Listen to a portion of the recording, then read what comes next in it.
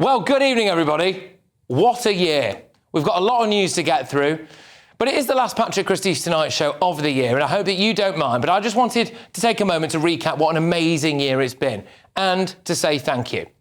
When GB News launched, people said it would never last, but 2025 was the year that, thanks to you, they had to eat humble pie.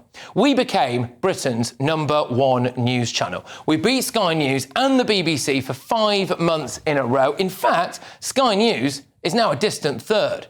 We ended their 36-year reign, knocked them off their perch, and became the country's #1 commercial news channel. And that is all down to you, our loyal viewers and listeners, who have stuck with us through thick and thin. And look at what we've achieved together in 2025. The government U-turned on the disgusting death tax for our brilliant farmers. The farmers protested valiantly. But I believe that if it wasn't for you getting behind them and for us doing stuff like this... Come here in solidarity to show how frustrated they are with this stupid inheritance tax and a lot of other things as well that are damaging British agriculture. Then this government wouldn't have felt the pressure to U-turn. This year started with Sir Keir Starmer saying this about the Pakistani rape scandal. And when politicians, and I mean politicians, who sat in government for many years, are casual about honesty, decency, truth and the rule of law, calling for inquiries because they want to jump on a bandwagon of the far right. Well, thanks to the tireless work of Charlie Peters, other presenters, the bravery of survivors and victims and the support of you, we made sure there was a national inquiry. The job for 2026, of course, is to make sure that we keep the pressure up and get justice for those survivors and get the truth out there for Britain. We went to places and we did things that no other channel dared to do. I'm Patrick Christys, I'm from GB News, and you are a human trafficker, aren't you? Are there? Yes. Why are you bringing people illegally to Britain? You know, when people die in the channel, do you feel any kind of conscience about that at all? Do you feel bad about that at all? Or not? No? You don't? No? I think we can catch up with him, probably. Hello, come back. Oh, he's fallen over. That's okay. We exposed about a dozen human trafficking groups. We even exposed that some of them appear to be armed, dangerous, and linked to terrorist organisations.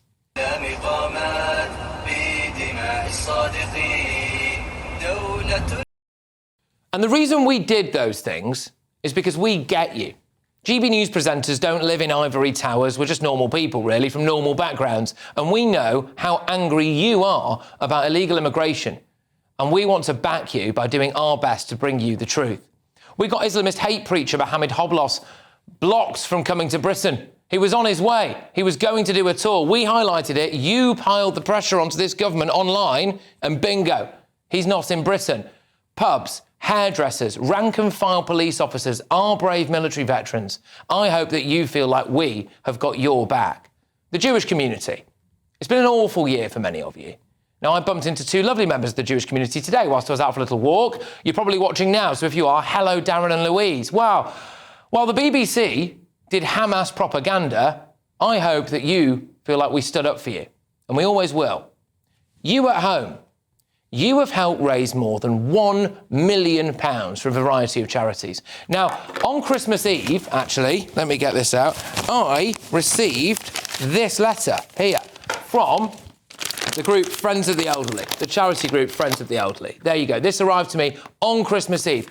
You raised about £400,000 for vulnerable pensioners struggling after the government cut their winter fuel payment. They, of course, had to U-turn on that, but you managed to help pensioners, not just this year, it says in this letter, not just next year, not even just the year after that, but for the next 4 years. That's the amount of money and the difference that you made. You raised £350,000 for the Maggie Oliver Foundation, helping grooming gang survivors. Now, you did that in about a week. What other viewers and listeners from any other news channel are capable of doing that? But I actually want to thank you personally. This has been a very big year for me and my family. What does he look like then? Okay. Oh, well, he's Think got, he's got the ginger a tinge? fat rind face. Yeah, Yeah, well, I don't know. We'll see. But we took him outside yesterday. We actually took him to church the first time yesterday. Yeah. He was in the sunlight, and I think the ginger gene has come through. I think. So, Lucky him. yes. Yes, well, we welcome little George into the world on September the 5th, and hundreds of you, and I mean hundreds, sent him teddy bears, spent hours knitting blankets for him. We even had a Liverpool fan who bought him a Manchester United shirt, which is a lot, really, when you think about it, isn't it? That's just some of the presents there that you're seeing on your screen. And that was so lovely, kind and generous of you, and all three of us are very, very grateful. We class all the GB News viewers and listeners as our family. And that's why we want to keep getting out into parts of the UK that governments and establishment media have forgotten about or sneered at. Stanley in County Durham, Merthyr Tydfil in Wales, Melton Mowbray on VE Day. I feel like you should start dancing again. Yeah, do you want to start dancing? Why not? Show the world how you dance. Go on, come on, get your moves going. Come on, everyone. There we go. So this is the place to be here on VE Day. Look at this. Fantastic. I'm going to join in. Yes.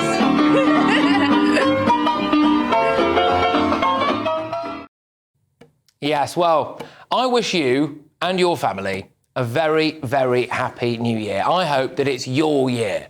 Please stick with us. Keep watching. Keep listening. Tell your friends. If you go and stay at a hotel and they don't show GB News on their tellies, go downstairs to reception, ask them why not. We've got big, big plans for 2026. Come with us. We've got a country to save.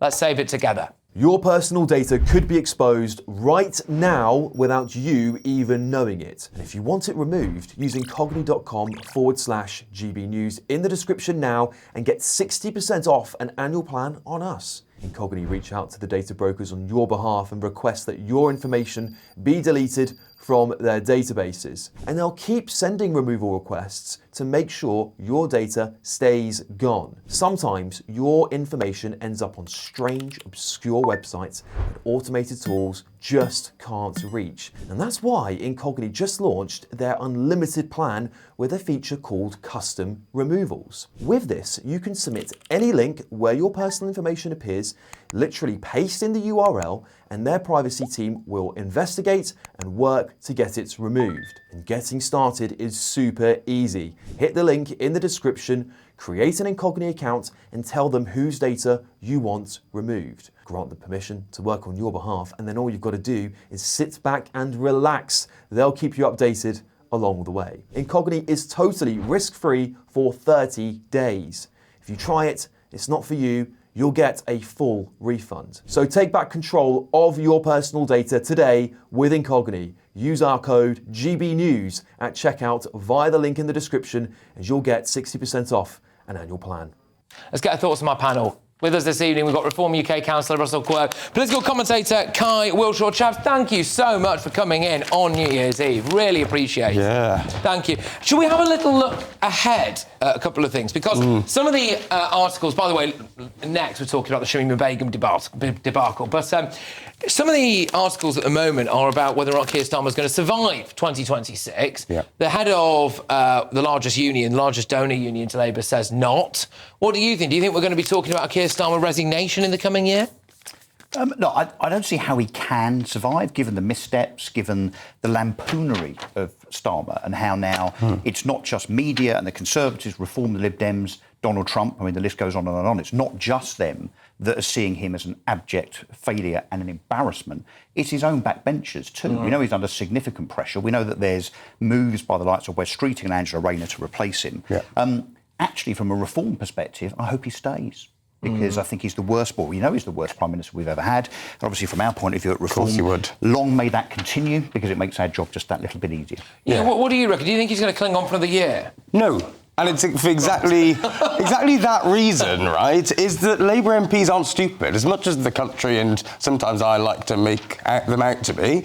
they can smell blood in the water. They have for months. The cleverer amongst them have seen that this project isn't working, and that's because Keir Starmer's a bit of an empty vessel. First it was Sue Gray, who we were told had done this big piece of work preparing for government. They're going to take the reins of government. They clearly didn't do that. And then you have Morgan McSweeney. His time is coming to an end. Labour MPs have realised that actually Keir Starmer was just that sort of figurehead. What is needed, what the country wants, is some force, some strength, and some conviction. If the answer is Angela Rayner, what the hell is the question? Well, I think Angela Rayner, I said for months, right, Angela Rayner, whatever you think of her politics, in terms of going toe-to-toe with a Nigel Farage, I think she'd do a good job. Wes Streeting, I think, gets there as well. I think Nigel, listening to this and watching this, would absolutely relish that, because I think she's inadequate. I mean, we've proven lots of people think you guys are. Well, let's just look at the polls, shall we, in terms of where Reform are sitting versus where Labour are sitting. Yeah, of course. And I don't suppose we'll see any bounce as a consequence of Angela Rayner coming in. I think it would just be even more comedic. I don't think she's articulate. I don't think she's got a political brain.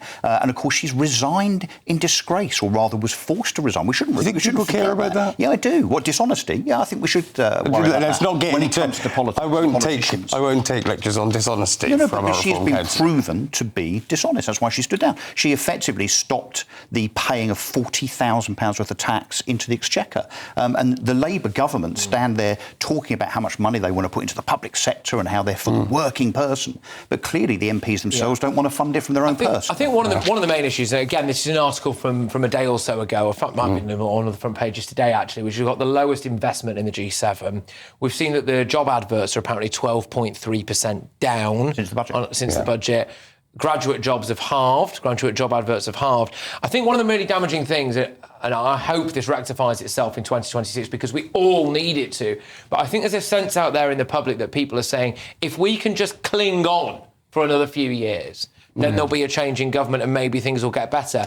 And when you've got that kind of psyche in a nation, I think it's pretty bad. Well, that's hardly an appropriate or a justifiable mantra, is it? That we hope that a year and a half into a government's tenure, that we hope we can cling on for 3.5 years. Can I keep my business going? Can I keep left? I mean, that's an appalling state of affairs, isn't it? And I think that looking forward to 2026, one thing is absolutely certain, and that is that the UK economy is going to get worse. Unemployment will go up still further. Yeah. We've already lost something like 250,000 jobs out of the British economy since this government took power. We're going to lose jobs. We know that Labour governments never, ever leave unemployment lower than when they start office.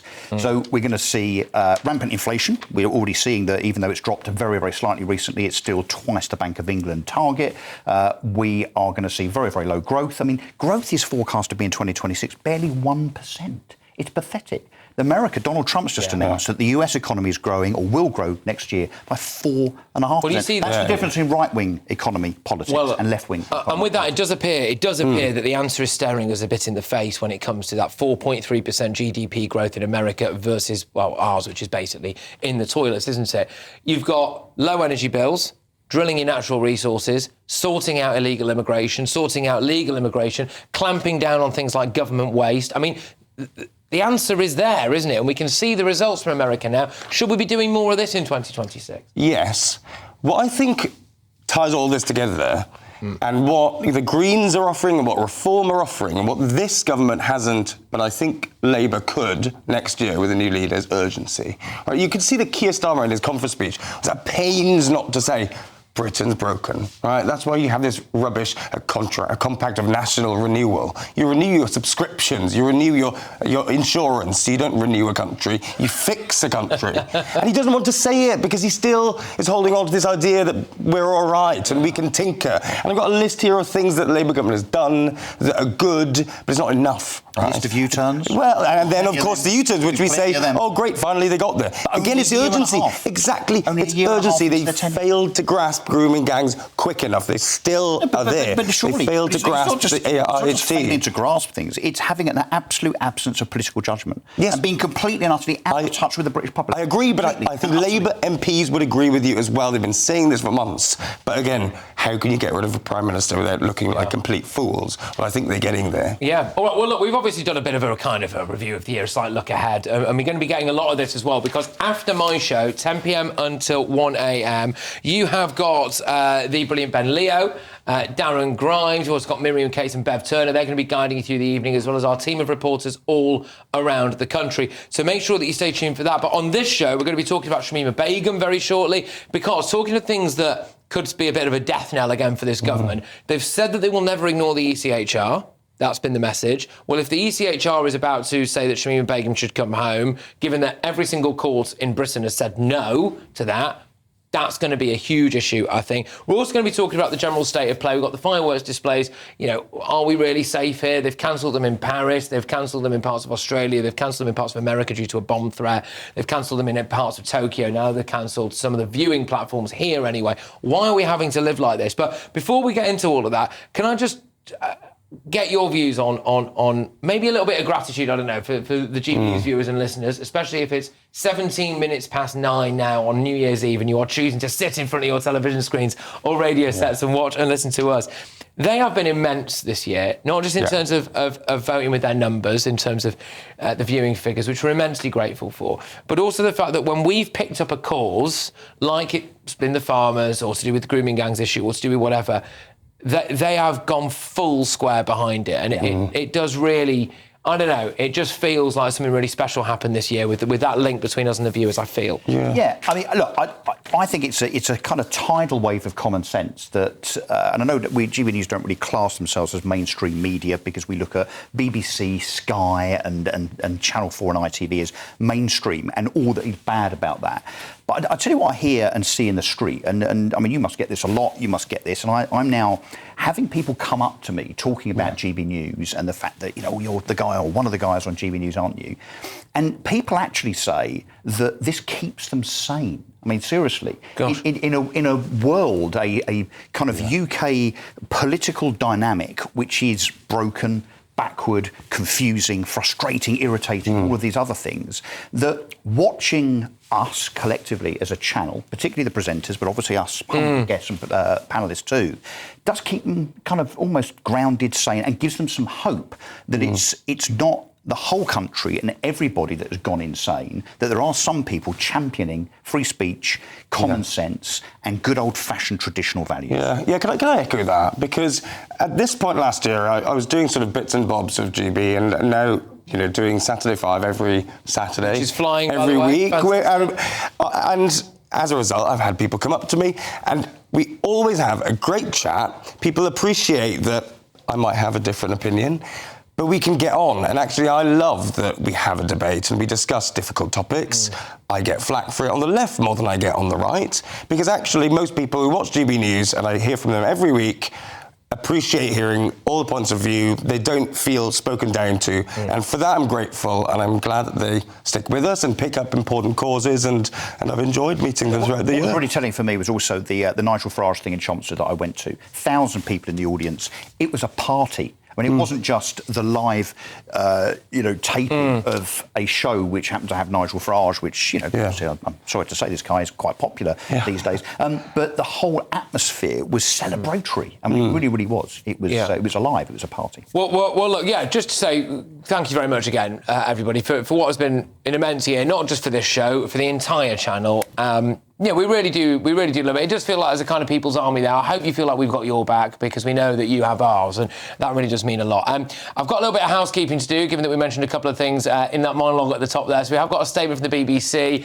They said that the BBC is focused on reporting the Israel-Gaza conflict impartially, bringing audiences breaking news, insight and analysis, and reflecting all perspectives. Whilst we do not recognise the overall characterisation of our journalism as, quote, Hamas propaganda, we will, of course, always look at anything raised with us with care and attention. Well, if you paid a little bit more attention to who was starring in the Hamas documentary, then anyway, we'll leave that there.